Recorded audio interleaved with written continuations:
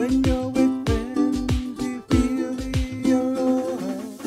When you're on the beach, the sun's your aloha.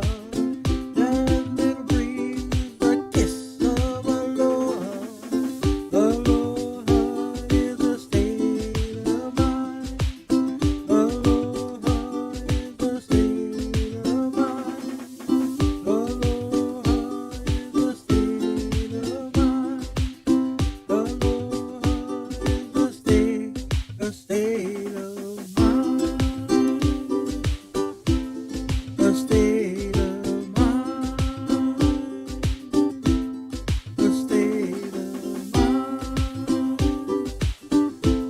A state of mind.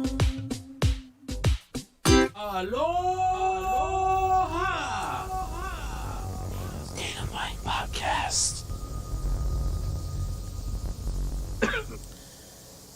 Hey, and I believe we are live. Welcome to the Aloha State of Mind Podcast. It's me, Mark Easy. And DJ Free. It is Tuesday, September 1st. It's the first of the month. I don't get a check, but I got to pay rent, so that kind of sucks. But anyways. Dude, that sucks. 'Cause, like normally I don't have a lot of bills to pay. You know, I live my life pretty freely. No pun but- intended. Yeah, pun intended. But you know, my insurance still needs to be paid. I still got to eat. You know, I have expenses. I all these things that I didn't think I had until I started like thinking like I don't have any money. You know. Right. You know, conventions, like the comic conventions that I normally do, they're not going on.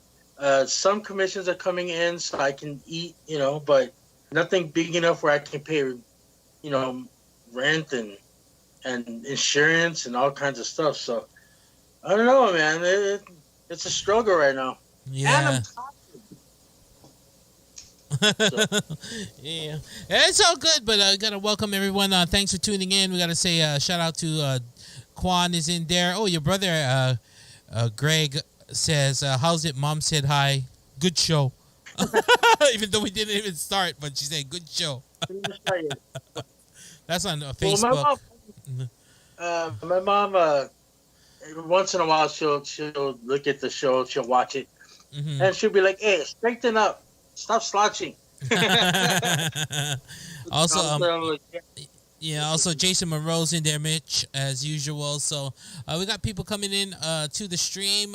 We got to thank everyone for tuning on in like we do every single Tuesday night. Nicole Miley Williams says aloha. That's all off your Facebook, so that's all your peeps right there. I gotta mute my Facebook. It's all good, no worries. All right, usually we do. Huh? There's a lag from Las Vegas, so like we could be talking, and then my Facebook would just pop out of nowhere and repeat everything you said. So Oh yeah, you know that. Yeah, definitely. There's on the stream. There's definitely a lag on that on YouTube. So we're always ahead of the game here. It's all good. But State of Mind podcast, we always, get into the mindset of people doing great things, and usually we do a little catch-up session. But our guest here has a very busy schedule, right? Very tight schedule. In fact, he's in transit. Kind of like when we did the show with Lanai, where he just wrapped. He's like, okay, cut, check the gate. All right, we're wrapped. Let's wrap it up. He got on the phone with us and did the interview right before he had to go to another set and do another show. So this guy is just as busy. Yeah, let me go ahead and do the intro already. All right, let's get into the interview, and then we can do the catch-up session after the interview's done. How about that? We'll do it opposite. We'll flip-flop it just for today. Right. Okay, so this guy, just as busy. He's been a legend in Hawaii for a long time. Not just the underground scene in hip-hop, and, because he literally is one of the rap champions, freestyle rap champions in Hawaii. Done so much for radio and for the nightclub scene. He's done so much for the entertainment scene. he was, I'm kind of bearing the lead here. Yeah, go ahead. So he was actually one of the main people in season 3 from Hawaii to ever get on American Idol.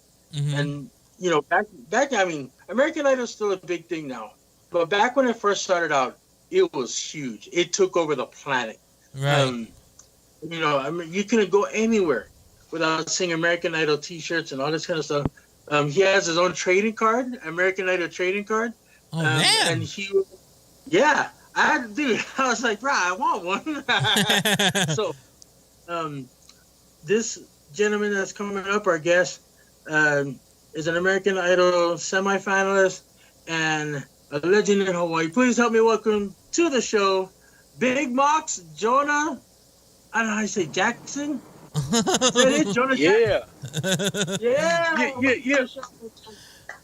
Pew, pew, pew. Pew, pew, pew, pew. It's all good.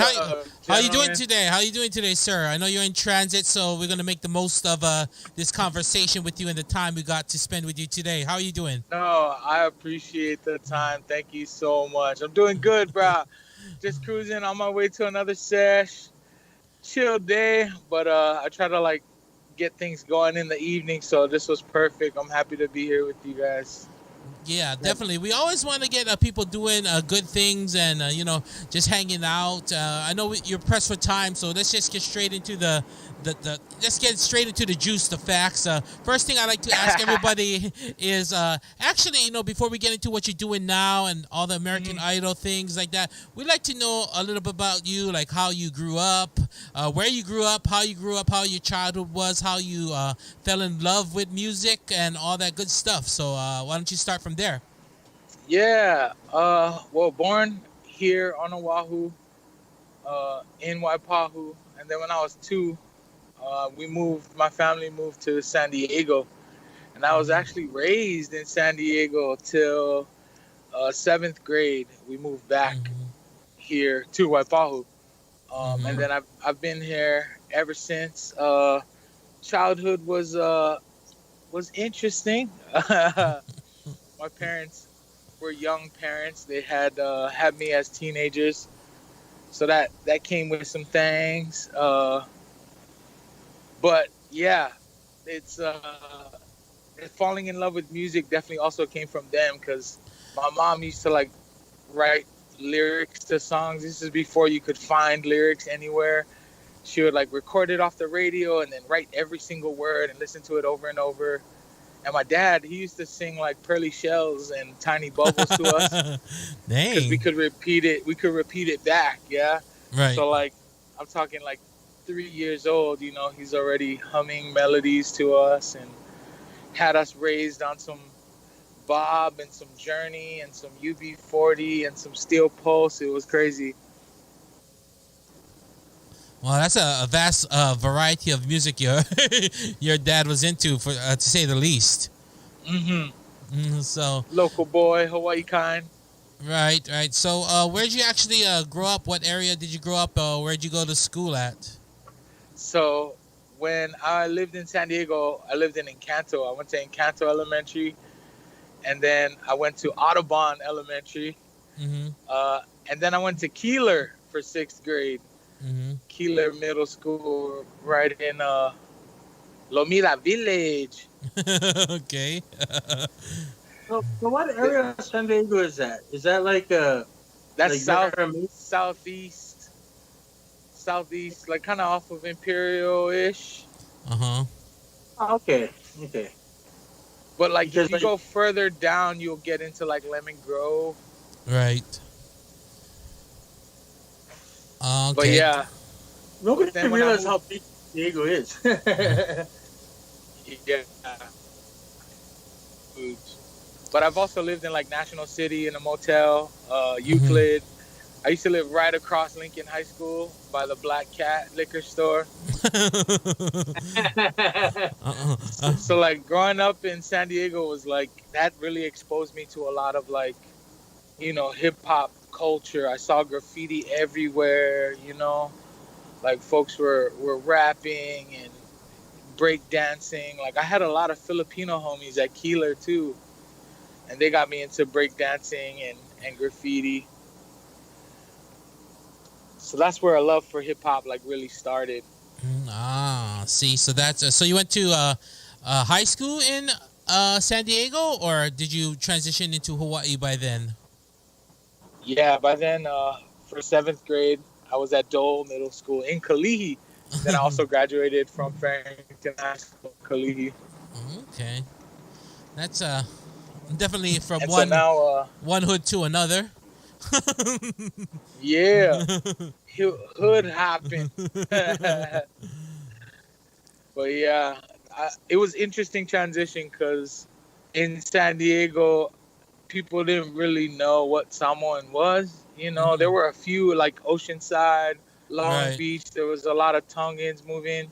Um, but I would just get mistaken for whatever. And then when I came to Hawaii, Mhm.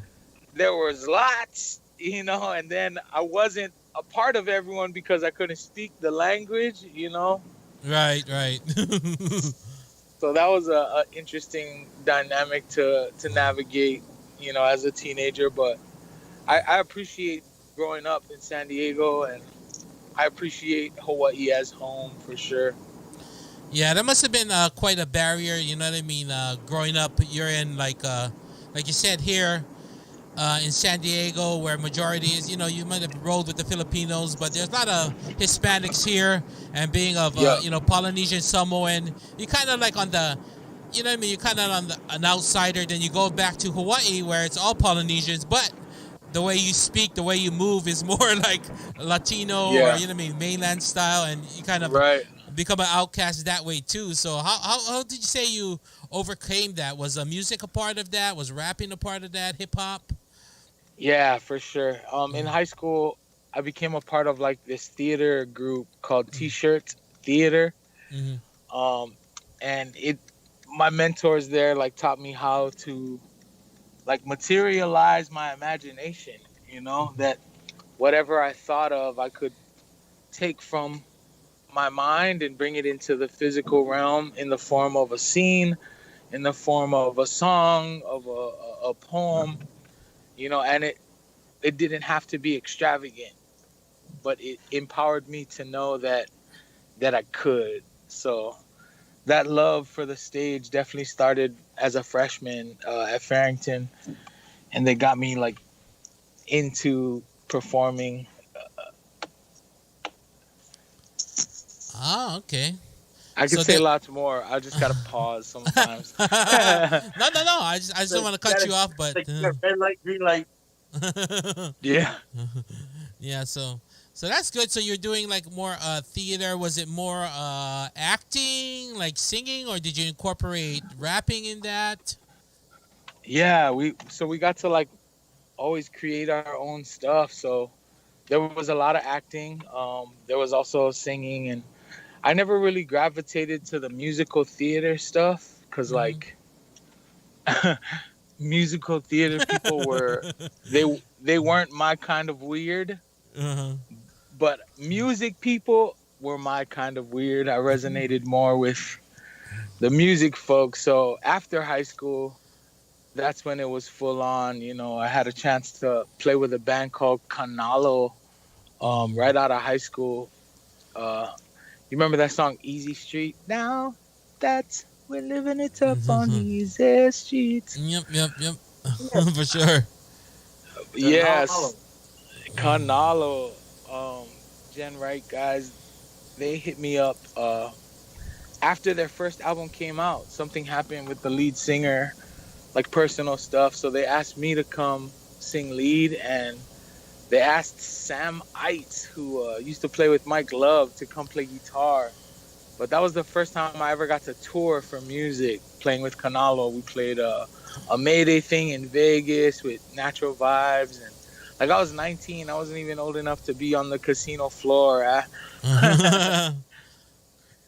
But it was dope getting to play for like college stuffs. We played Northern Colorado, and it was good fun. And that was all before American Idol, just getting some experience performing and using my instrument. Yeah, that's definitely a great thing to be able to like get that what they call experience, performing in front of like audiences. And if you go to Vegas and it's Ninth Island, so those concerts get pretty big, and there's a lot of Yeah. what I mean. So that experience you can get is nothing like practicing Right. at the high school or anything like that. So that was like a very valuable lesson you learned there. So how did that prep you like for what was the next phase then? Was American Idol the next thing for you after Canalo? Yeah, it was. So I actually like was secretly getting into battle rapping while I was playing with Canalo. And like I remember going to like my first couple battles like by myself, Mhm. just signing up, and the band would always be like, "Oh, what are you doing? Where are you doing that at?" And eventually I told them, which was dope. But I didn't go full like battle rap until after American Idol. Mhm. But American Idol came around 23, 24. And I was definitely already on that mindset of I don't want to just assume that I'm good enough where I'm at, Right. I think that's one of the things growing up in the States like helped was my idea of what bigger was. Like I saw it, I saw people taking chances with their talents or taking risks with their money and businesses, things like that. Just a broader idea of how that could happen. So all I needed was one good friend, my good homie Mark Perel. I'll never forget. We were up late. It was like the night before auditions. We're playing video games all night. He was like, he down to go, and like seeing Ruben Studdard win the year before, Right. I was like, man, if that fat mofo, I'm a fat mofo. Like we could get it. We could get it. So we just went, and it was an incredible experience, bro. Just waiting in line, like all the singers, like when you're around other people that are passionate about what you're passionate about, it can, get awesome. Bruno was in line by us too, which was, Bruno Mars, right? My man didn't make it past the second round of that, but like he's proof that like, your biggest moments for yourself are like never, first it's like graduating. Yeah, it's like, oh, it's never gonna get bigger than this, right? But seeing Uncle Bruno like just grind it out in the mainland, going from, from Oahu. Like, I don't know if you guys know Bruno's mom. She used to like be a waitress and like karaoke host. R.I.P. to Auntie Bernie. But like I used to catch up with her because I used to work on the catamaran all the time, and she would like play us Bruno's like latest demos. So she would record with he would do like demos with Dr. Dre, and this was all before Billionaire came out. Right. Like Billionaire was like, oh, this kid's here, and then that song with what's his name, the bald guy. Oh, B.O.B.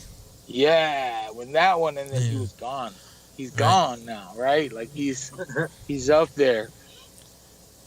But coming from Hawaii, from Honolulu specifically, or like any outer island, like nobody really expects. But like fast forward 2020, we got a Max Holloway and a Bruno Mars. You know what I'm saying? Hawaii doing it.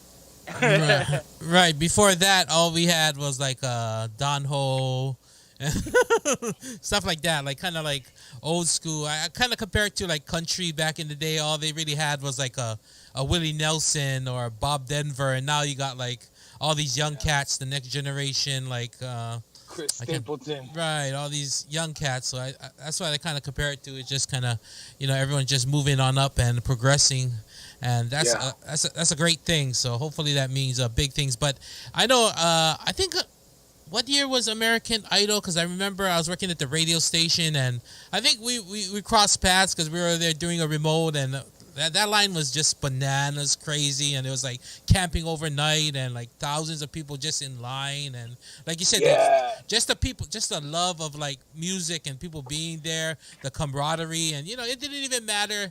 Well, I guess it did matter if you made it or not, but I mean, just the experiences, the people you could meet just by walking around and just saying what's up to people.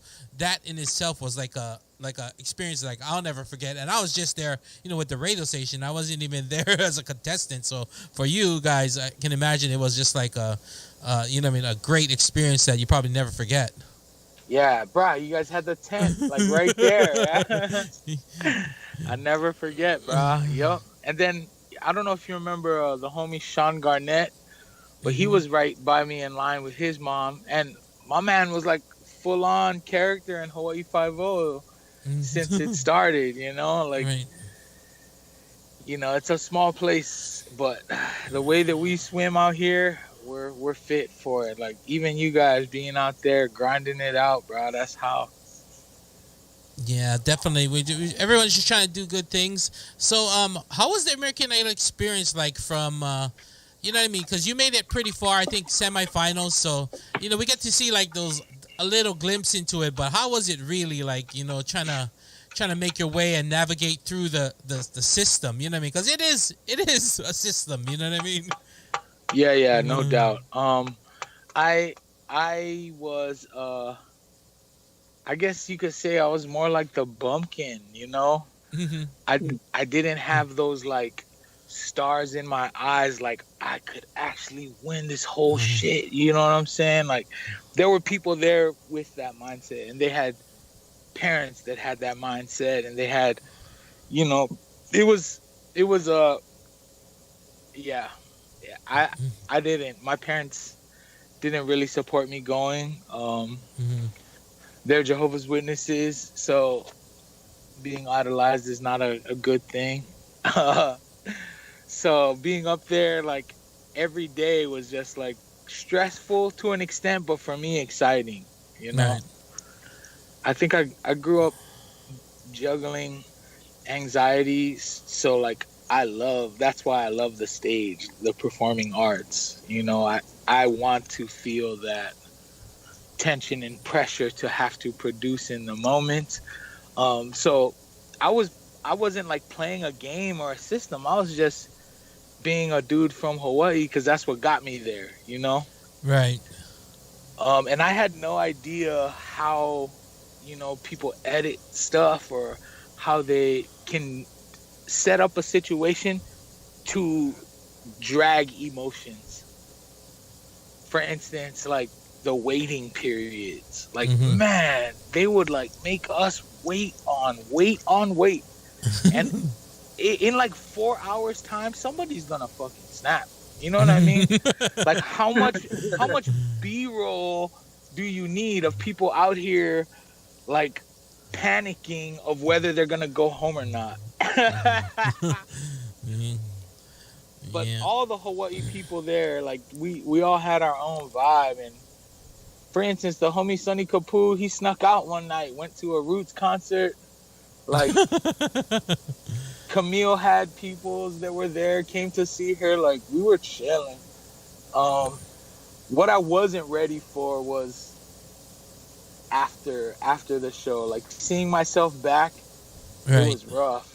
I don't think I was ready for, with theater, I was always in charge of how I presented and who saw, With American Idol, it's like, ugh, you don't remember you cried?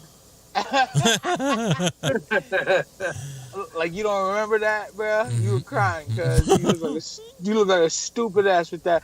But they told me, like, wear that Aloha shirt all the time, or like, wear sandals, wear those puka shells, everything you do, Right. And so even more so, why I had to sing that Carl Thomas song, because I was trying to prove, this other idea of what do you think we supposed to sound like or what we listen to out here, Right. Like I got a lot of flack for that. Like, why didn't you sing Over the Rainbow? Like, bruh, brother is couldn't win American Idol singing Over the Rainbow, okay? Yeah. I'm just saying, like, it was the atmosphere and how I was navigating. I was green, you know? And then even coming home afterward, instead of trying to capitalize on the notoriety, Mm-hmm. I just got more into battle rapping, and I just worked with folks that approached me and that felt good. Like, one thing I always tried to do was like not sign anything. Like, after American Idol, I was like, I ain't signing shit. Like, if you ask me about something and we have an agreement and I'm present for it, that's all we need, isn't it? Oh, Isn't that all we need? Like, what do we got sign shit for? So I don't know. I got into battle rapping more after American Idol because I could like change my persona. You know, Big Mox was not Jonah Moananu, and you could bring it up if you want, but I'm ready for it. The same way that I'm ready for you to call me fat or gay or stupid or that you fuck my mom. Like, it just added another dimension for me to prepare for in raps. yeah, that's for sure. Like, yeah, because I think most people, like you said, after some kind of, especially making it into the semifinalists, they're gonna try and parlay that into some kind of fame or something like that. But seems like you just came home and you just kind of did what came natural to you and what felt good to you, and I guess that was a battle rap. So how did you like I see battle rappers all the time, and I'm far from a rapper, so I just wonder, how do you get your mindset? Do you have to like constantly train yourself and think of like stuff that rhymes with each other, or does your brain just naturally work that way? I'm not sure. No, that's definitely part of it. It's a mixture of like constantly thinking of rhyming syllable combinations, constantly being sarcastic, and like constantly feeling like rhythm, playing with tempo, right? Like timing, and all those things combined is what the freedom of improvised rap is. When you get to lock in to the fibers of the rhythm, if that makes sense. Like, you're speaking in between the beats, you also know when it's coming, so the rhythm gives you a bed that's infinite because it never stops. So like, you could even speak rhythmically and not even rhyme, but keep a time that sounds like you're rapping. For example, yo, here I am, and I like to rap.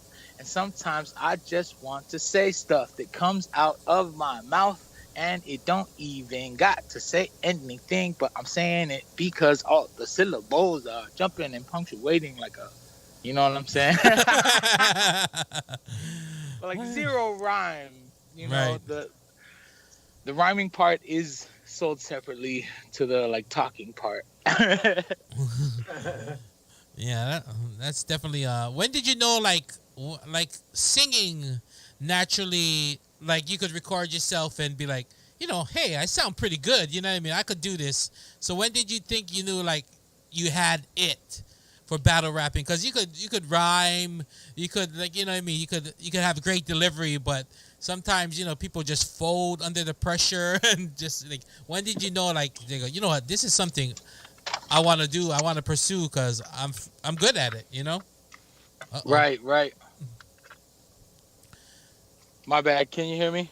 Yeah, I got you. We're back on. Yeah, I would say like, a lot of it was like watching my cousins rap. So in Farrington, there was like this crew called Parkside, a bunch of KPT homies that rapped, and they would rap during lunch. So like, one sophomore assembly, I wrote a verse and I performed it for our sophomore assembly. And I was like, okay, like I like doing this. I I did it a couple times for some of our theater shows, which kind of upped my confidence. But then, as far as like entering my first battle, it didn't come until after I saw 8 Mile, bro. Bro, weirdly enough, like Eminem not being black was all the window I needed. Right. So I'm like, you know, that's the same thing for me. You know, Yeah. before Fast and Furious out, I was like, I wasn't drifting cars and everything, and then all of a sudden I started drifting cars and airplanes, and it's hard to drift an airplane, you know. Oh boy. Anyway, go on. no, yeah, I feel you. Well, I do have a question though. Yeah. What was the benefits of doing American Idol? Did you go on their tour? Because I know that American Idol, they have a tour that goes around the country and everything. That features the singers. Were you on that tour at all? No, they only took the top 12. Camille was on that tour. Oh, okay. And Jasmine was on that tour. And I kept in touch with all of them through that whole tour trip, bruh. Seems like they had a lot of fun. Well, I mean, because you went on tour with your band and all that kind of stuff. So yeah, touring is fun, but it's still work. You still got to get up. You got to do 2 or 3 shows a night. Yeah, for sure. When you got back from American Idol, I know that you took time for yourself and to do what you love with the rap battles and everything. But what kind of transition was it from having people knew who you were and like in the scene, but now grandmas and grandpas are like, hey, you that guy, yeah? Oh, yeah, I saw you on the TV show, bro. You grew that. Right. What kind of transition was that? Like having people know your name, like also. Yeah, that was interesting. Like, I think at the time I wasn't equipped to process the experience well. Like honestly, I was just trying to run away from it all. Like, it was cool. Like my cousins had fun with it, and my parents had fun with it, because people like recognize the last name and stuff like that. Right. But yeah, for me personally, I wasn't like looking for it. So I guess like the places where I cultivated my hip hop skills, nobody was doing that, you know? Like you might have did it a little bit, but Mox was over there, not Jonah, so don't ask about that shit. But now that I'm older, like I appreciate, what the experience has done for other people. Like I've had a lot of time to think about how I've grown from that and what I've learned from it, and how it's definitely like benefited through the years. Well, you grew up a Jehovah's Witness, right? Like your parents were Jehovah's Witness and all that. Yeah. What kind of transition that must have been? Because most Jehovah's Witnesses, you don't celebrate, certain things. There's a very strict kind of like keep it mellow. But then again, Prince was the ultimate Jehovah's Witness. He would still go out door to door and talk to people, even when he had millions of dollars in the bank. You know what I mean? Right. So do you still practice Jehovah's Witness or? Nah, I do not. I've been disfellowshipped 3 times. And after the 3rd time, I couldn't do it. So my parents started becoming Jehovah's Witnesses when I was like 11, 12. So I grew up that part of my childhood with them not being that, if that makes sense. Yeah. So the transition was interesting for me as a teenager, and then moving to Hawaii was a whole nother thing. But yeah, I think I carry some of what I Okay. Shoot. Drive safe. Sorry, I'm doing a podcast. Is Elijah in there? Okay, cool.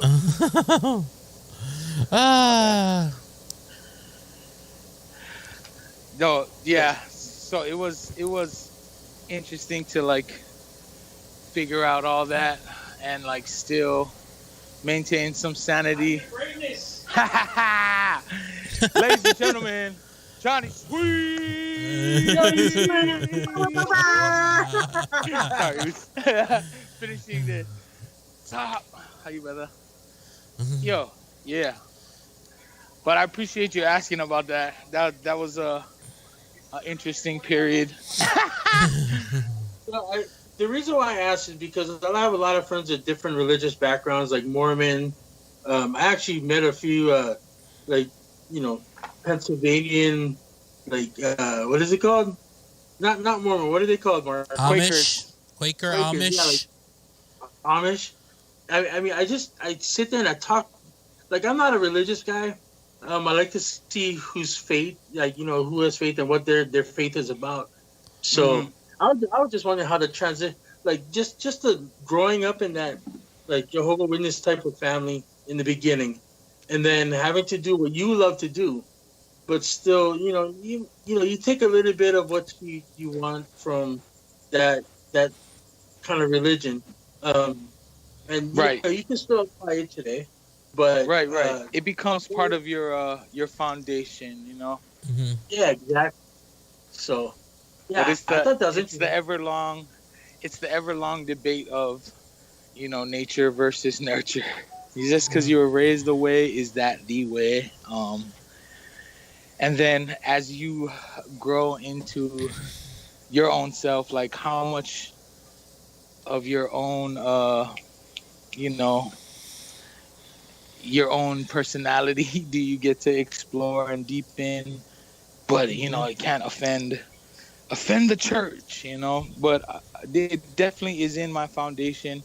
It has affected the way that I'm able to connect with people and stay open and feel safe and make others feel safe, you know. Right. But yeah, I gotta ask, man, how did you lose all the weight, bro? Oh, you look good. I was hoping Okay, so the reason why I asked is because when I was looking up, like, to find pictures of you on the internet, right? So I can do the promos and all that. I was looking at your trading card that they make for American Idol. I was like, bro, this bug gonna get a trading card, dude. He's like the Jordan rookie card, right? You know what I mean? So I was looking at that, and then Mark sent me pictures that, you know, to put up on the promo. I'm like, bro, you sure this the right guy or what? Yeah, bro. So like from maybe like after American Idol, at my biggest, I got up to like 460. Wow. Like Big Mox was bigger Big Mox. But then a good old breakup, bruh. Started the transition, bruh. I broke up with my first girlfriend who was supposed to be my fiance. And that's what started the day drinking and not taking care of myself. But I slowly parlayed that into graffiti, which got me walking a lot.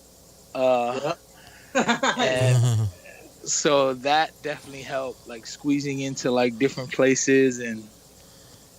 But yeah, getting off like that first, maybe like 200 pounds or so, because now I'm at like a lean 285, 290, depending on the malasada day. I feel that. Now it's on a slide. What you're telling me, the moral of the story is, break up with your girl and start graffiti. Yeah, right. I think Mhm. as of more recent though, like I tried that keto stuff, bro, and I got down to 250 on keto. That's the no carbs and no sugar, and it's torture, but it works, bro. This slims you down real quick. Yep. But yeah, And you look great, man. For real.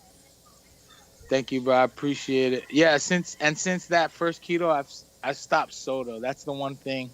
Like I still have to eat some freaking Haagen-Dazs. Like have to. I wish someone never introduced me to Haagen-Dazs. I wish I just ate ghetto ice cream my whole life. I probably.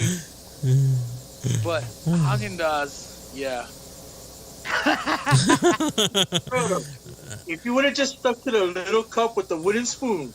You know what I'm saying? The metal gold. Nobody knows how to process that. But that good stuff, the Haagen-Dazs. It's a killer. So what are you doing nowadays? Like, you're in studio right now. You know, saying hi to everybody. But what you got any projects going on right now? Yes. I actually just released my first like EP. Like all 4 songs are island reggae, and they're produced by the homie Leslie Ludiazo, and we put that out February. But I started releasing music as Jonah Jackson last year May. What was the name change? So the name change, Jackson is my middle name. Oh, okay. But it's spelled like Michael Jackson, not with the X. But I just use the X because it's cooler. X makes everything cooler. But yeah, I've been doing that for a little over a year now. I got a new single coming out next week Tuesday. So thank you, folks. That's why I'm stoked to do this. To kind of in 1 week, I'll have another single out called Own Way. But working at this studio with the Green guys, and like Jay Boog is over here, Johnny Sweet, Jasmine Nicole, Lickle Jordy, I still feel useful, you know. the imagination doesn't age. Ideas are always needed and welcome, so long as you know how to articulate and collaborate. So what was the name of the single again? Dropping next week? The one next week is called Own Way. And it's featuring a young rapper who lives out here, graduated out here. His name is Juju. So what is basically that song like about in a nutshell? Own Way, in short, I end one of the lines in the refrain that you got to get out of your own way. You know, sometimes we can overthink, sometimes we can kind of mess ourselves up on how to move forward, but it's just that kind of reminder for myself too, like don't take yourself too serious, just get out of your own way. And Juju really brings a good, like, the younger perspective, you know, of younger perspective of like how to stay focused, you know, in 2020. And I kind of bring the uncle view of what it's like to be focused, you know. Yeah, I'm still trying to get that uncle vibe, man. When people start calling you uncle, I'm like, oh man. I'm getting up there. I'm uncle now. I'm not like, hey brother. I'm like uncle. Bruh, bask in it, bro. I welcome you. The new Uncles Club. What's good? In fact, you got a technique in the chat already putting up your stuff. Says available September 8th, Own Way, Jonah Jackson featuring Juju. Pre-save on Spotify now. Big love, Tech.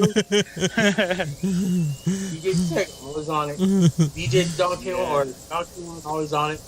What up, Quan? That's what's up. Yup, New Uncle's Club, brothers. You know what? You know Sorry, what's Dad. worse? We're making t-shirts. You know what's worse than being called an uncle? What is it? I mean, there's lots of worse things. That's why I'm just saying I'd rather be uncle, bruh. Well, I don't mind. I don't mind people calling me uncle yeah. now. Like before, I was like, Nah. "Bro, I'm not that."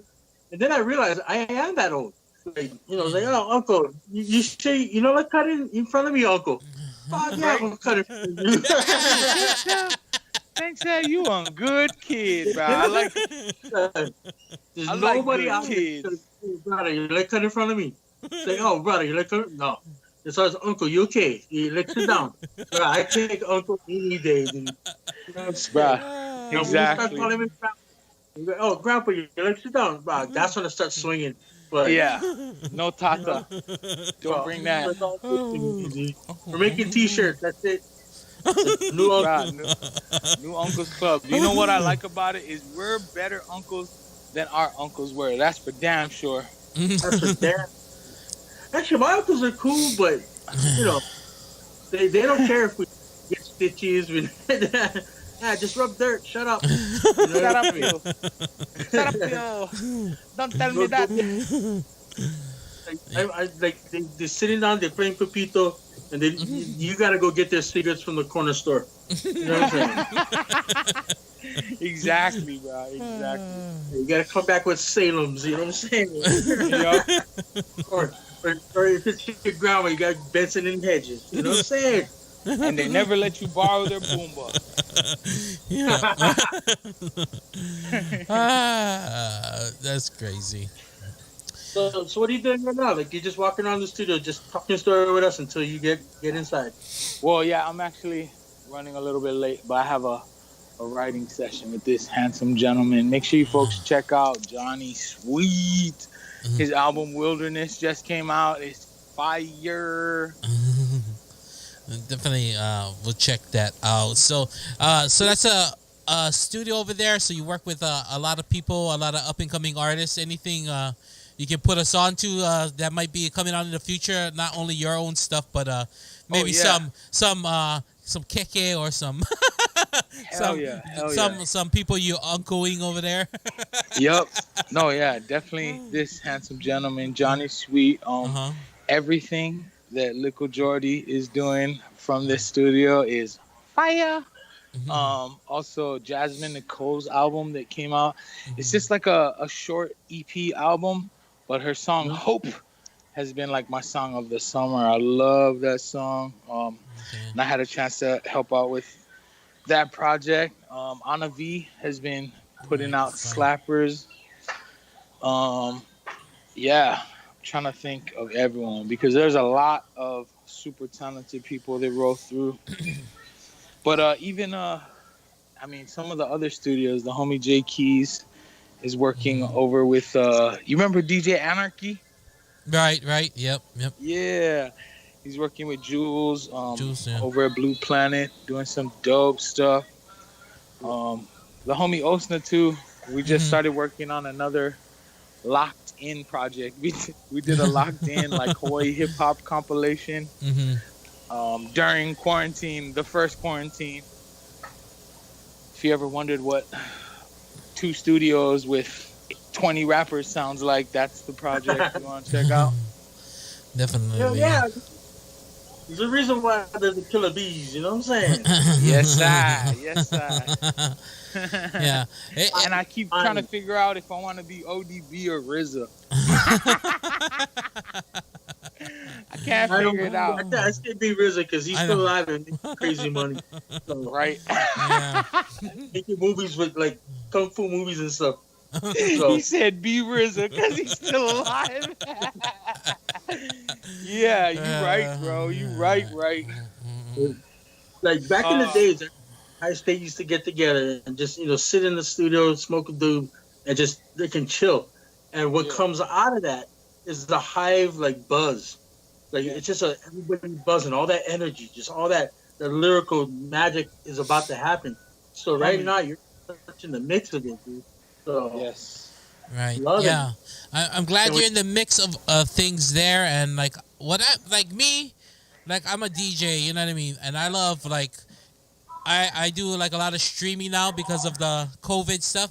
And what I'm missing, like now we have it a little bit because I do a lot of video DJing. So what I'm missing is a lot of like music videos, like coming out of from island music because like I'm exposed to different cultures, like a lot of people watch my streams from like New Zealand, other islanders, New Zealand, Guam, It's the whole world. Australia, like people from the UK love reggae, and when they see some of my stuff that I play, they definitely enjoy it, and I like putting it out because I represent, like I live in San Diego, but you know Hawaii's my home, it's my heart, you know what I mean, and I really want to put that out, so hopefully like we get a lot more videos because like some of the old stuff I play, man, I gotta dig up some like live versions and dub it over, but I definitely I want to see more videos coming out of Hawaii for sure. I know there's some now that the technology is there. Back in the day, you couldn't do nothing. You needed like $10,000 budget. Now you could just iPhone it and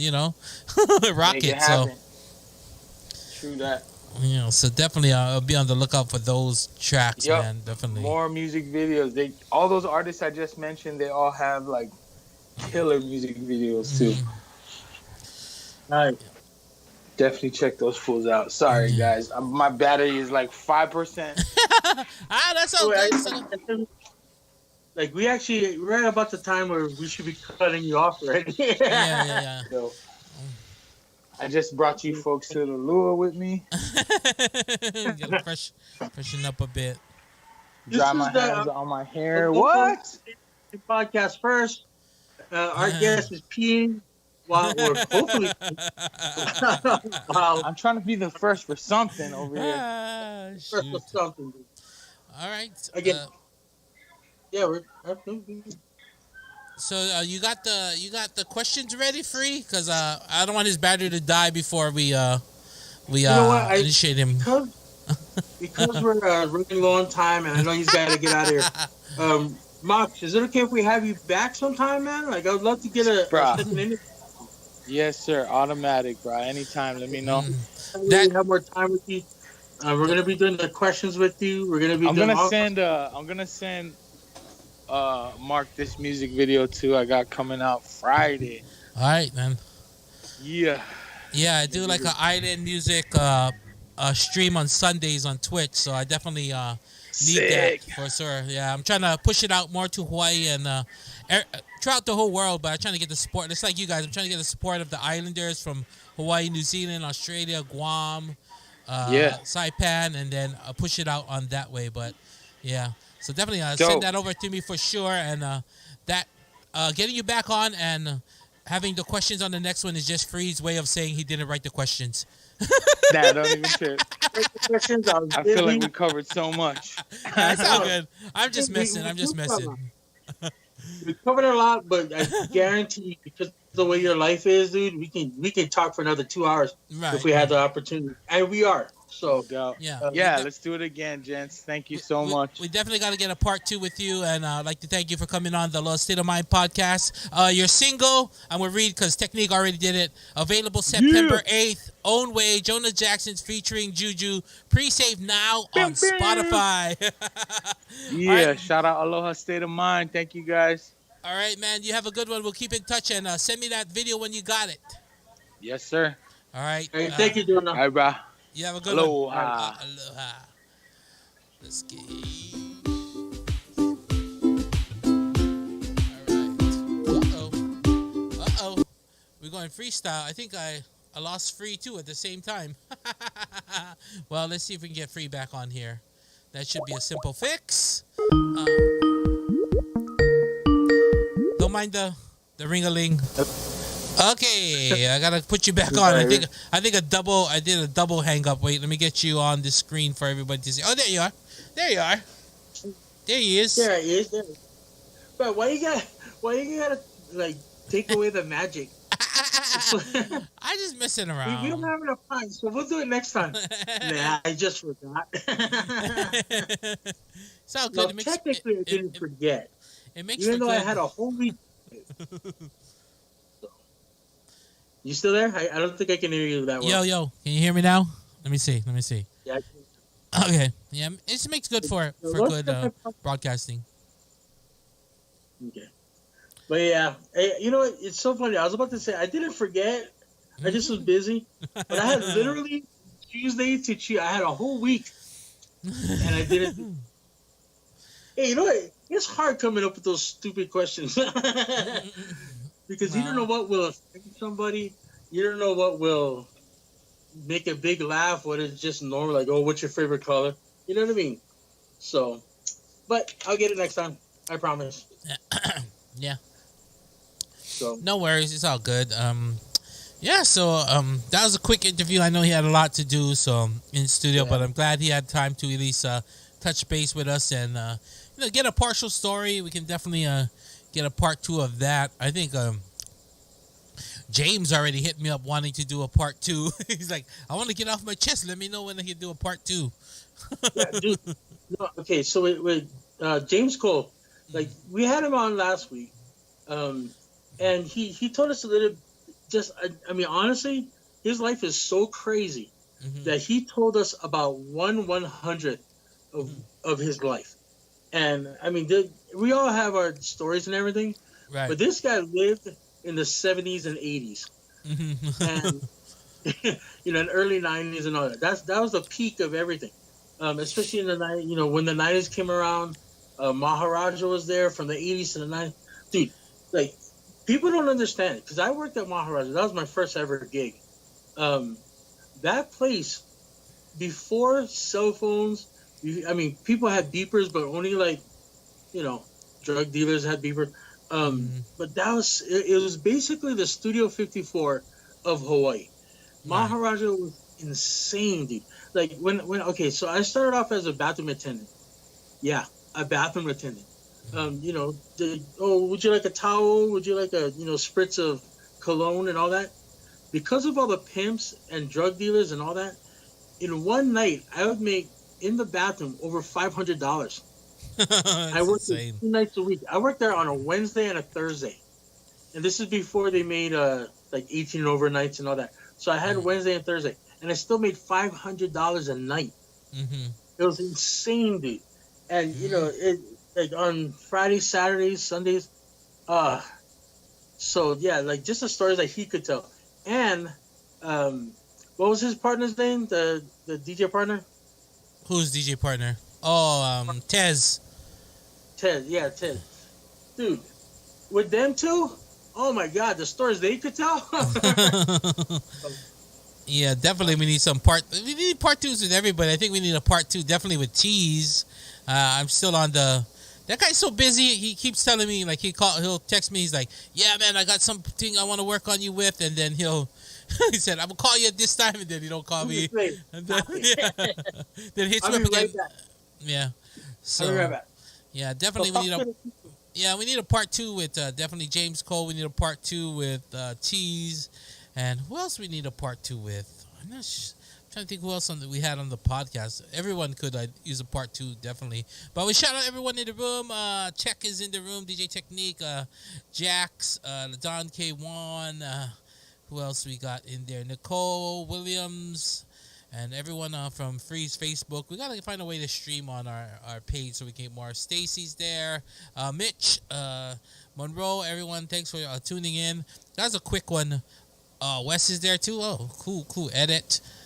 What are you guys up to over there? I know you guys started streaming, right? I see Wes. I think you guys did a stream the other night, right? Saturday night. Did you get Technique on your show? No, that's what Kwan's asking. No, not yet. But we definitely. We can't get him anymore. He used to work for free, literally for Freak Flow, but now he's too big. Don't answer my text, nothing. So. But yeah, I was thinking about like some of the part 2s that we can do. Right. I'd love to get Jalen Shelton on. Oh yeah, Jaylene, yeah. He's done some big things ever since we last talked to her, which is only like a couple of months ago. Linnea Hoffman, she's doing her thing with sweatpants and coffee. But also, again, I want to kind of touch base with her about her book. When is that? That's supposed to drop like in September, right?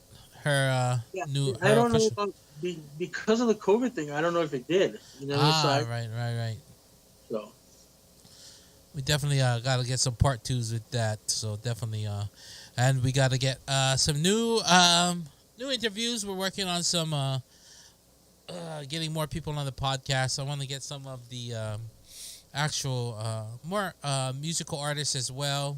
So hopefully, I don't want to let the cat out of the bag, but I'm just talking to a few people, seeing if we can make the schedules lined up, and see how it goes from there. So it's all good. yeah, I'm looking at okay. So I'm looking at um the chat room on YouTube right now. Mm-hmm. Like Don K1, Technique, uh, they're talking about Edit and West. Why don't we have a above from above entertainment group so they can all sit down like a panel, like all together like a group, and we can Mm-hmm. actually interview the whole group. I wouldn't mind having Don K1 on there. He's got an interesting story to his life too, um, and we all grew up together in the club scene. So, Mm-hmm. um, I mean, of course, I was more uncle style because I'm older, but we all worked in the same clubs. We all worked everywhere. Mm-hmm. Yeah, but lockdown, but you can still have 5 people: Technique, Edit, West, Quan, and I don't know who else works for you, but and maybe Yeah. West's wife. So that's 5. You can still Yeah. have. Dude, part 2 with Lanai, that's gonna be hard to come by. The guy is so busy. Like, we got lucky on that last one, dude. Yeah, that was. Just the line for us. Well, with Lanai though, he makes time to help, his other artists and other entertainers, but at the Mhm. same time, he does have like 2 cooking shows. He's got that new one with Brooke Lee. He does a podcast and everything. It's a Hawaii thing. You can go check that out. It's a Hawaii thing. Always, no matter what, I don't care what I'm doing in life. If I'm a toilet, toilet seat salesman, or if Uh-huh. I'm comic books, or if I'm doing radio, I will always support what Lanai does because Mhm. he's always supported everybody else. So, yeah. Let me switch over to the Facebook. Oh, the Facebook. The Facebook. Um, so yeah, we got Tiffany joined in. I see the thing is with Facebook, people will join in only because they're looking at it on their news feed, but they're not actually watching. Yeah, they just kind of Like, pop in and say what's up, and then they just leave. yeah, It doesn't really. It's not a very attention grab your attention. It's like, hey, he's on. Hey, hello, and then go about your time. If you get on Right. YouTube, if you get on YouTube, then you know what I mean. You're kind of there for something, so it grabs a little bit more of your attention. So yeah, that was a quick interview. So we're what I mean. This could be our shortest podcast ever. Knowing me, I'm gonna make it so that we just keep talking. But yeah, Nicole out in Colorado Springs, Michael Jackson and the Jackson family are Jehovah's Witness, and they still used to go door to door, and even Prince. And so, like, there's a lot of people that use their faith in the right way, and then there's a lot of people that use it as a weapon. So we're not gonna get into that. uh, Aloha to everybody like Jason Monroe Art. My brother, I don't even know if he's still on. But okay, so here's Big Mox or Jonah was talking about people from Hawaii in 2020 making it big because back in the days only had tiny bubbles and all that, right? Right. And I was thinking like how many look at the stars right now. The Rock, he still claims Hawaii as one of his places he grew up, went to McKinley High School and all that kind of stuff. The reason why they have a new field at McKinley High School is because of him. Then you got Jason Momoa. He didn't grow up in Hawaii. Well, he kind of did. Because by the time he was starting modeling and everything, getting on Baywatch and all that, I mean, he was here and he was doing like local shows, all that kind of stuff. Right. He was here in Hawaii for a long time before, he moved off and became Aquaman and all that stuff. So, Jason, The Rock or Dwayne Johnson, Bruno Mars. I mean, there's so many Hawaii-based. I mean, we've had Miss Miss Universe, right? Brooke Lee or whatever. Right. I mean, we've had a lot of people from Hawaii. Like, he's technically not from Hawaii, but he grew up in Hawaii at his grandmother's house because he went to Puno. But we have can you imagine we have an American president claiming Hawaii? You know, he's like, yeah, I grew up in Hawaii. You know, I love it there. I went to Puno High School. You know, like, dude, like Hawaii has so much talent and so much prospect, but we're 2,500 miles away from everything. That's the only problem. That's why there's very few and select. But we've had Kelly Preston, rest in peace. But she was from Radford. Speaking of Farrington governors, we had Bette Midler. That lady's talented like left and right. So yeah, I was just thinking about that, man. I was like, wow, we actually do have a lot of people from Hawaii making it big. Mhm. Dun, dun, dun, dun, dun, dun, dun, dun, dun. I gotta like remind myself to look at the screen. I don't know if you got the blue baby head. Well, and just mess around. It's a time killer for me. But But definitely, yeah, what are you gonna do after this? What are you gonna do after the point? I'm not sure. I might just go to bed. I gotta wake up early tomorrow. I've been still trading in the morning, day trading, and then I do my Aloha Worldwide show on Twitch from 7:30 to 9:30. Take my walk, and then just try and knock out all my other things I got going on after that. So yeah, definitely. What's your address on Twitch again? Twitch.tv/DJ Mark Easy. That's DJ Mark Easy. Yeah. With a C Z, right? Yeah. Okay.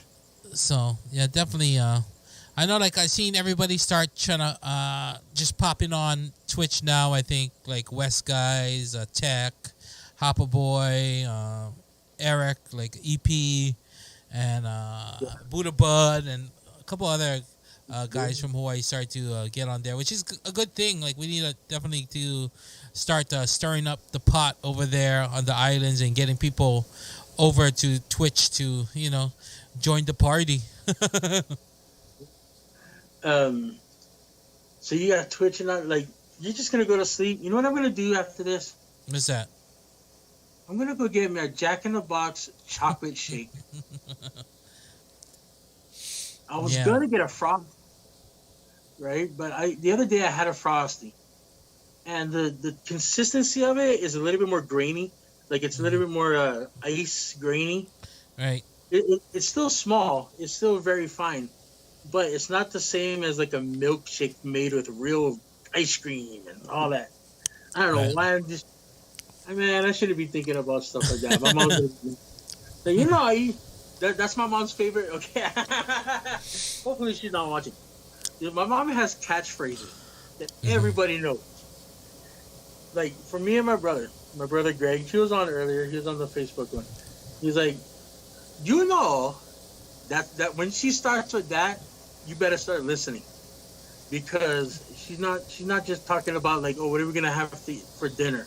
She's like, you better put away money because we're not gonna help you anymore. Like, like things like that. It's like, every time you leave your clothes on the ground, we're gonna just throw it away.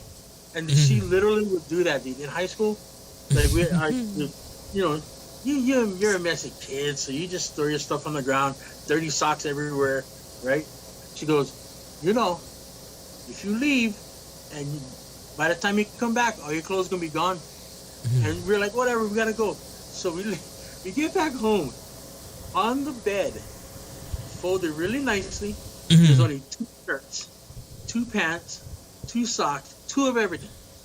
Everything else was gone, dude. Like, it was insane. If we leave like Transformers or G.I. Joes out or Smurfs or whatever the hell toy we had, you better pick that up. Yeah, whatever, Mom, we gotta go back. Come back.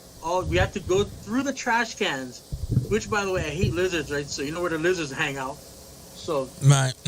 Go through the trash can to pick our toys out of the trash. And if we weren't there before the trash pickup, man, they're all gone, dude. She don't care. She don't care if it was like a week after Christmas and she just spent $500 on her presents. If we didn't clean it up, they were gone, dude. Dang. Anyway, I love my mom. Gotta say that. Mom is listening. Brother's like, Mom's listening, you know. And she has another catchphrase that that Jax, myself, and Stacy, whenever we used to go to these conventions, you know, and after a while, like, because my mom has a very specific way of doing things. She likes certain things. She don't like it. She don't like it. I tell you, I hate going to Leaky. Their eggs are too runny or whatever it was. And so after a while, it was like, I hate that. You got to shake your head too. I love you, Mom. You're awesome. You're the one. I get all my creativity from you and my traveling and all that.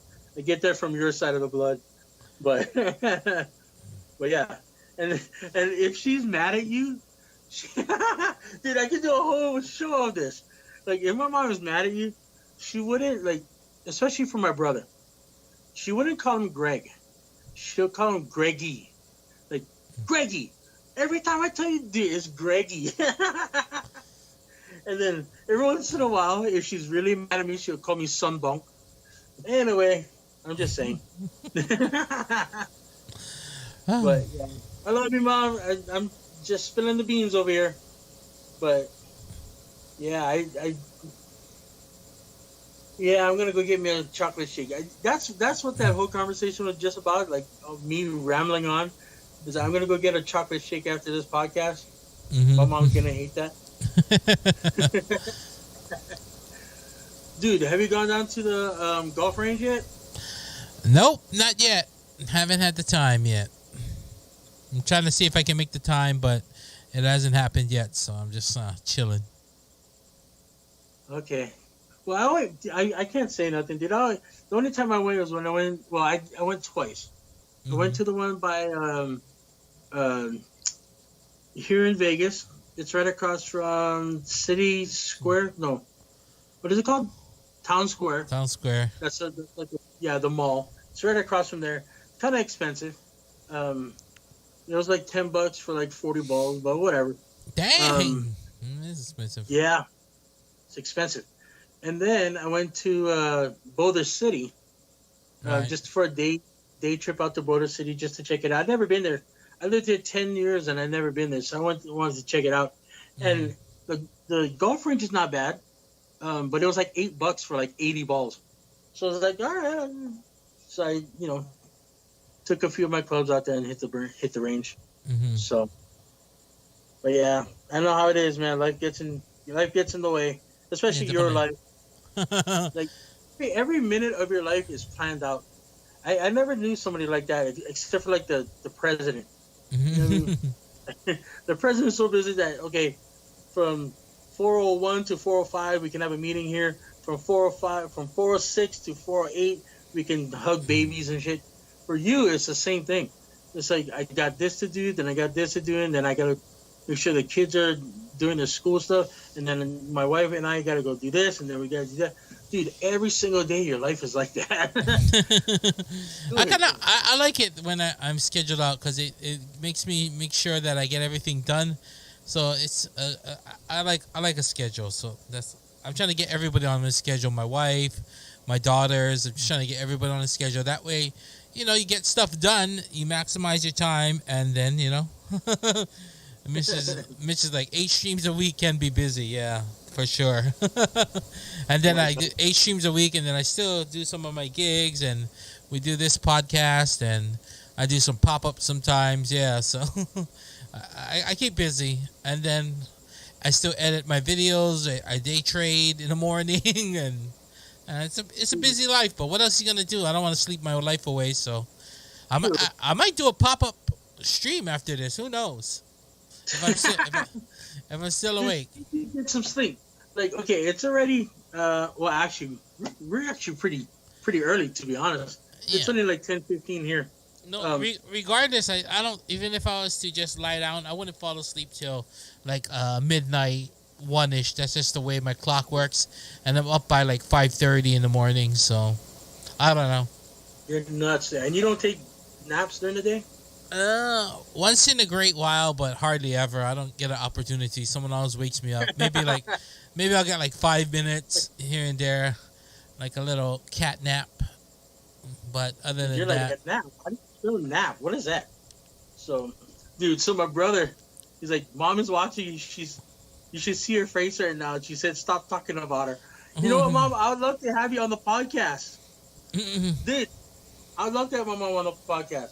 Well, and not just because she's my mom and we got stories to tell, of my childhood and everything, but she's actually lived a very interesting life as well. She's traveled the world. She's circumnavigated the world a couple of times, being a travel agent and everything.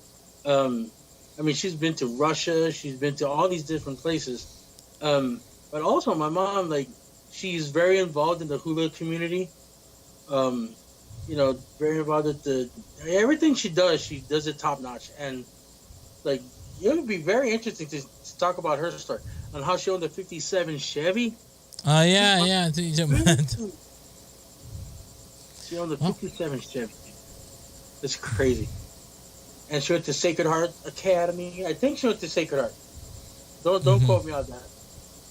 But, yeah, Mitchapalooza's like 8 streams a week, can be busy, plus a podcast. And dude, and that's just on air. Yeah. Like Mark, that's just the on air stuff Mark does. That doesn't include like all the like video editing, the actual gigs he has to do, like at the casinos, being a part of a family that has so many different moving parts in it. Dude, Mark, you're my hero. Did you ever know that you're my hero? It's just life, you know what I mean? It's just life. I wish I could relax until like I'm a millionaire or something like that. Maybe I can relax, but as long as bills have to get paid and things have to get done, that's what I gotta do to get by. So, see, I think the difference, like, okay, so I live my life like I could literally, like, if it wasn't for coronavirus, I could go anywhere I want, any day I want. You know what I mean? I'd be like, I'll go to Disneyland tomorrow. I'll go to Brian Head, sleep in a lodge. I don't even have to go out into the mountain. You know what I mean? Like, I could do stuff like that because I don't have to ask. I don't have to think of 6 other people that have to come with me. All this kind of stuff. But at the same time, and now I'm not saying I'm lonely, just because I'm alone. I'm not saying I'm lonely. It's at the same time, I don't get that family feel to it. I don't get that experience with other people. The only time I experience traveling with other people is when I do conventions with Jeremy and Quincy and whoever comes with us. So, I mean, and Jay Savage and all that. And we have a great time together. But at the same time, I look at it like, if I had to stay with these people day in and day out for like my whole life, like 18 years in the same house, yeah, we wouldn't get along. But, it's just because I think that's my personality. Like, I like my own way. I like doing things my own way. I get that from my mom, to be honest. It's like, I like to do it. I want to go. I don't want to wait. I'm going to go. I'm that kind of person. But at the same time, I'm like, when you come to town, I'll tell you. Like the last time it was your anniversary. I told you guys straight up, I don't want to hear from you. The only time I want to hear from you is if you go out to dinner once or twice, maybe, because it's been 4 days. But tomorrow, which is, I was telling you tomorrow, which was your anniversary, I don't want to text from you. I don't want anything from you. You guys do your own thing, But I like when you guys come to town. I like when the family comes down and I get to see everybody. And then when I go to Hawaii, that's the reason why I love going to Hawaii so much, because I got a family there. I wish I could drive up to the Bay Area to see my cousins, like Bugsy and his wife, and all that stuff. But it's Corona in San Francisco. It's Corona all over the place right now, so it's not something I would do. But anyway, it's gonna be us. Yeah. So okay, so I'm looking at the Facebook thing, right? Yep. Jackson's talking about cross country road trip. What I was thinking, because I'm watching YouTube like it's going out of style. I want to do the Route 66. It's from Okay. here to forever. It's like a 3,000 mile or 2,000 something mile, 3,000 mile journey. It takes about 2.5 weeks because you want to stop over places. You need to eat, you need to sleep. Um, but yeah, I want to do that, dude. Can you imagine the things we would see if we did Route 66? You know what I'm saying? I'm just. Oh yeah. I definitely want to go cross country one day. I'm thinking like after all this blows over, the kids are like 18 and no school. Well, I guess you still could do it now because basically there's school online. So anywhere you got internet and you know what I mean. All Right. bets are off now. So, but we'll see. Well, Like, the thing is, though, the only bad part is that we're not getting this. What is it called? Like the add-on to the unemployment and the stimulus and everything. So the money's not flowing in as it should be. Um, to do that route, you'd probably need about $3,000 per person just to do that route because you got to eat, you got to pay for gas, you got to lodgings. You're gonna right, want tickets here and there. Maybe a rattlesnake head or something. Whatever. Um, and then you got to come back. right. Just like end off in Chicago and stay there. But the Route 66 it goes through so many different states and all Americana states, like Radiator Springs kind of thing, where it's all like these small little pockets of people that are living with like hubcaps on their doors and all that kind of stuff. Dude, I want to do it so bad, but I gotta talk to Jax. He's the one that does all those trips. Yeah, I think California. I'm thinking they say they're trying to do something with the unemployment where it's I think 300 added per week, but I think they said minimum of like only 3 weeks. So I'm not sure what that means. Like they're saying like so like if they're gonna back pay you, so like if you're from I guess the end of July, they'll back pay you the 300 a week, but they said it might be only for 3 weeks. So after you get the back pay for 3 weeks, it's already been a month without the back pay. So Right. after three, you get that 3 times and that's it. So I'm not sure how it's doing. It's not the 400 because California couldn't afford to pay the 100 a week per person because they said that'd be like millions and millions of dollars a week, even at 100 per person. So they couldn't do that. So they made some kind of agreement with the feds, and I don't know. They said it's 300, but I don't know if they said a minimum of 3 weeks or only 3 weeks. I don't know. Well, So we'll see. I think from what I read, it's a maximum of 4 weeks. Hmm. So you're only gonna get 4 weeks. But yeah, once they retro pay, by It's the done time, already. yeah, it's done already. Yeah. I mean, you're still gonna get it, but that's it. You know. Again, and that's not gonna come for until forever. Yeah. Like, So, I'm hoping that, even though I don't like Trump and that everybody knows that, I was hoping that that executive order might actually do something, like at least light a fire under them of the Right. actual people that can make it happen. But they took it as a, okay, well, you can make an executive order that does nothing, and we're just gonna go on vacation then. mhm. I was like, God damn it! so yeah, dude, are you wearing a sombrero? I don't know. You're like 5 or 6 masks behind me. when you look at that stream on YouTube, you gotta look through the screen share because when you look at the YouTube, you're like, the sombrero was like I did the cat. I did I haven't got a screen share right now. I So, did a donkey. I did. It's just. I did like the whole It's thing. not a milkshake, it's a frosty. I know, Mitch. That's what I said. I had a frosty the other day, and it was different from a milkshake. I'd rather have a milkshake than a frosty. Okay, so RV trip. The thing is, my mom.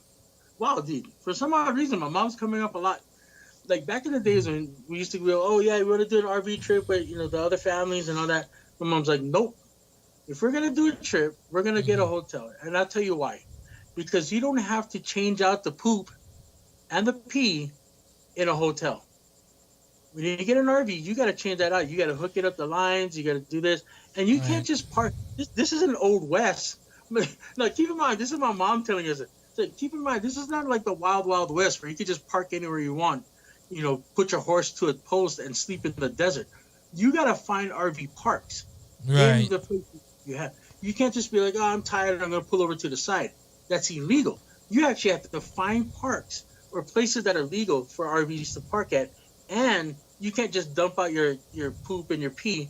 You have to find some place that's made for that. Right. And so, yeah, the inconvenience of that, you Correct. can have your RV. I'll take a hotel. So ever since then, ever since I was a kid, I was like, when people are like, yeah, do you being an RV? I was like, yeah, you just tell me where you're gonna be, and I'll have the hotel next to the RV. So only if you use it, man. Like, why even have an RV with the a bathroom if you don't use it? Unless you're gonna pee in water bottles. But yeah. But yeah, I'm not an RV guy.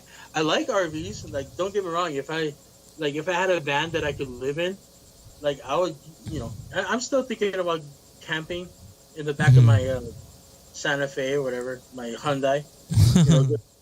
Go down to Lake Mead or whatever. But yeah, I'm not an RV guy. But if I'm planning it out, Mitch, then I could just stay at hotels.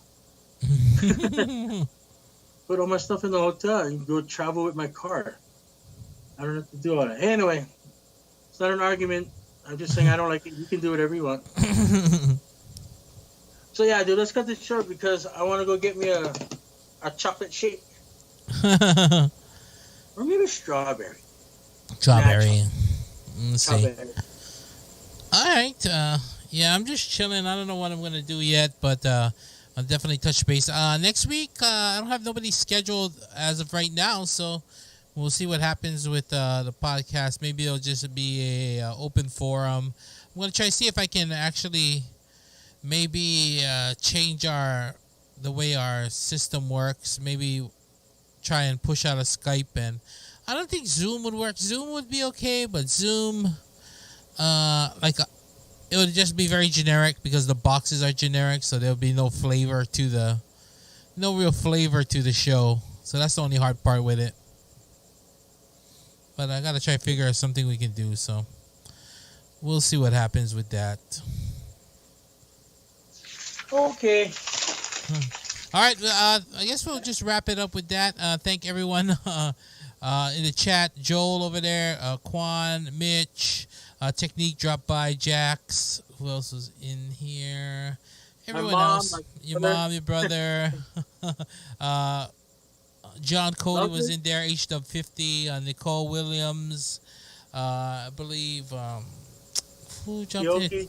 Yeah, Technique. And everyone else who stopped by. Thanks for enduring the podcast. I know it was a little bit choppy because of the he's traveling, so we'll get him on a more stable foundation kind of stream a little bit next time. So we'll definitely kick off a part 2. It was still a good interview, man. It was very interesting. Yeah, definitely. Like I enjoyed that, and just seeing how, I always wondered his story because I knew him. I knew Mox for a while from back in the days, from all the clubbing and whatnot, and I knew he was on American Idol, but I never knew all those backstories about Jehovah's Witness parents and about him, just kind of coming back and just saying, it's not really what I want to do. I want to do music here. I want to battle rap at first, and now, making music and trying to, uncle all the next generation's music at the same time as putting out music here, in Hawaii locally. So that's why I definitely support Island Music on my stream, and I always try and spread that aloha wherever I can. So definitely, everyone's just talking about shakes now. Joel's talking about Neapolitan shake, mocha shake from Arby's. Talking about all these shakes, and I can't really drink anything. Well, I can drink water because I'm on a fast from 8 to 10, so 14 hours. So kind of sucks, but it's all good. All right, the moral of the story is that you got to do graffiti if you want to lose weight. Okay, that's all I got. All right. Thanks everyone for tuning in. Aloha State of Mind podcast happens every single Tuesday night, 9 p.m. Pacific Standard Time, 6 p.m. Hawaii time. So definitely tune on in. Be sure to like, follow, subscribe, all that good stuff, and tell people what we're doing here. And invite people to podcasts. You know what I mean? Invite them to the chat so we can discuss what's going on and kind of spread the word on all these people doing great things in the name of Aloha. So. And that's about all I got. Oh, I could drink a water shake. Great, Joel. Intermediate fasting or intermittent fasting. Yeah, I'm trying to do it, but I don't know if it's gonna work. Like, I think you still need to have some kind of base diet or something, even if you do intermittent fasting. I don't think you just not eat for 16 hours and eat for 8 hours and eat whatever you want and any amount you want and still lose weight. I don't think it happen. Maybe for some people, but not for my body type. So it's all good. All right, let's wrap it at that. And remind you guys to come back next week, Tuesday, same time, same place, right here on YouTube. And I'm gonna try to see if we can open a channel on Twitch also, so we can restream on Twitch and maybe get that going as well. So that could be quite interesting. So. We definitely can do that, all right? Yeah, and we'll get, when we do get Quan on, we will talk about intermittent fasting, among other things. I'm sure he has a whole slew of topics he wants to talk about. That might be a record-long podcast if we get him on. But it's all good. All right, thanks for tuning in. We'll see you guys next time, same place. Right here. And this is how I do, this is how my streams are on Twitch when I do my mornings. The longest exits ever, the longest outros ever. I talk for 5 minutes, and Mitch and Joe will attest to that. I'm like, okay, see you guys later, and they keep talking and talking and talking and talking and talking, and it just never ends. It's a song that never ends. Yep. But I'm gonna end it with that. All right. All right, you guys have a good one. Till next time, we wish you guys out there nothing but peace, love, and aloha. We'll see you guys next time.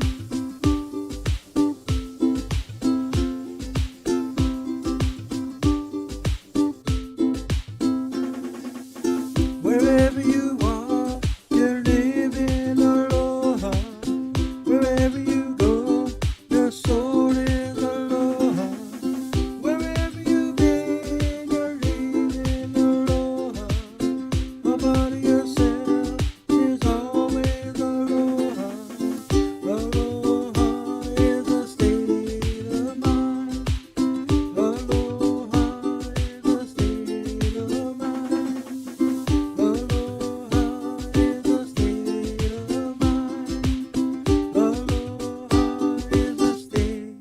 A state of mind.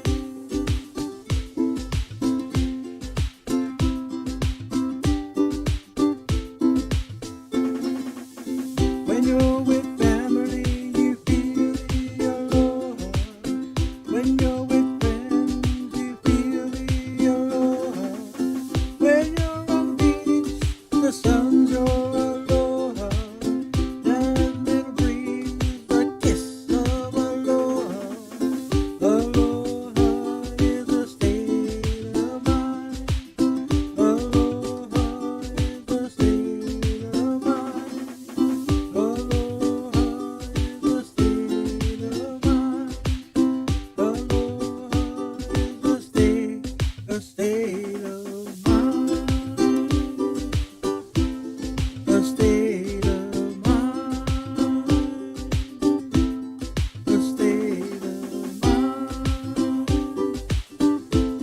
A state of mind. Aloha.